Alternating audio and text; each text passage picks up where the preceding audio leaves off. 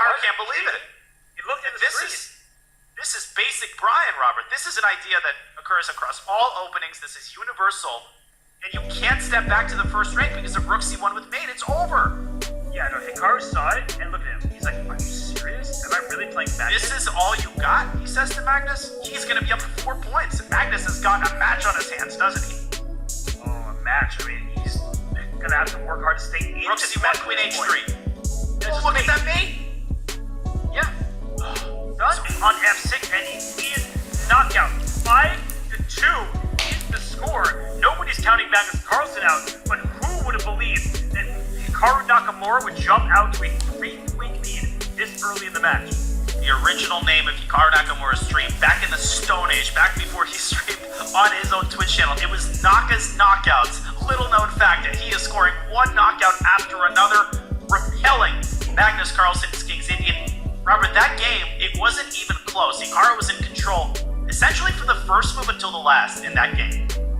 He was. He hopped that knight from F3 to H4 into F5. He played D6 and cleared the D5 square for his other knight. Brilliant play from Hikaru Nakamura. Now with the white pieces, Magnus Carlsen, obviously not in must-win territory, but I think for his confidence, for his psyche, he needs to get one right now.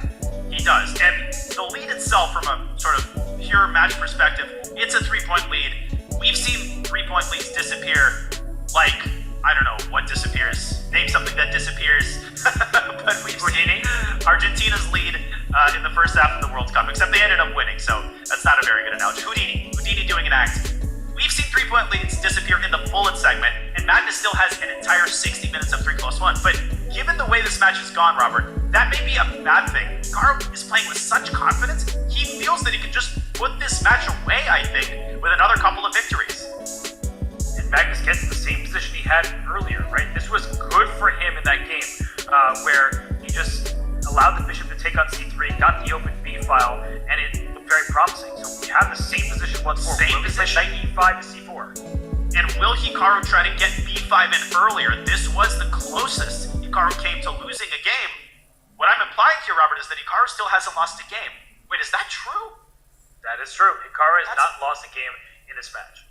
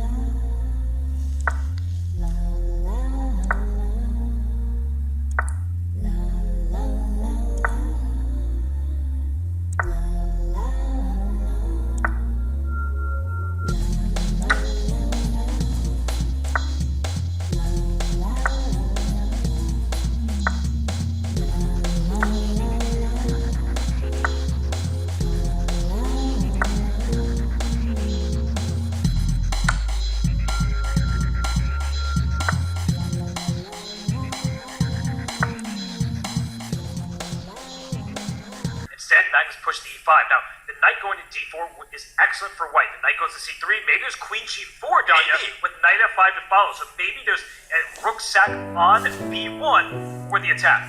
Oh my gosh, and maybe another rook sack on g6 later on. And literally, this is exactly what Magnus needs to do more of. He needs to take these tactical risks, but he just doesn't believe in himself tactically thus far in the match, and he lets another opportunity go by the wayside. Yeah, I think knight d4 was a huge attack. It looked very strong, but he wants to bring his second rook to b6. So after the queen slides away to c8, the rook on b1 goes to b6. There could still be a rook sack along that rank over there, and knight d4 is the follow.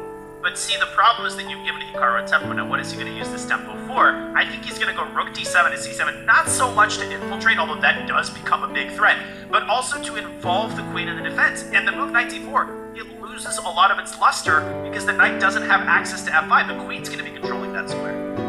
A really good point, because knight d4 to f5 was the threat. Now the queen covers, so rook c7 looks like good option. Knight c5 back, Danya, giving up the a5 pawn. Whoa! Playing for a win? Passer. He's playing for a win. He wants to take control of the initiative here. But sometimes playing for a win is playing for a loss. I mean, this is a double-edged decision. All three results possible. And if I am Magnus here, I'm trying to find a way to stop that pawn before it becomes a runaway train. And it's supported by two rooks. The pawn is guarded from a distance. Maybe rook b6 to d6 can be considered. He slides his queen into c4, but Hikaru easily repels that move with rook c7. That's the great thing about being doubled. The other rook still protects d4. This is anybody's game. And knight b7 becomes a huge threat. A discovery against the queen on c4, hitting the rook on a5. So you have to watch out for that. You can play rook a5 to b5, for example, and then rook b8 is available, but you still have to watch out for this passer. The black queen can jump into the action. You should play knight b and d7. And d7. You can actually attack both of white's rooks, and, I mean, let's not forget about the passed d-pawn. That's still in play, and it might remind us of its existence on this very move. In b4, what a choice. If pawn to d3 is, because knight d3 instead, using knight to hop in, and then rook can go to c3, the queen go to g4, knight f4 check is available. This is scary for white.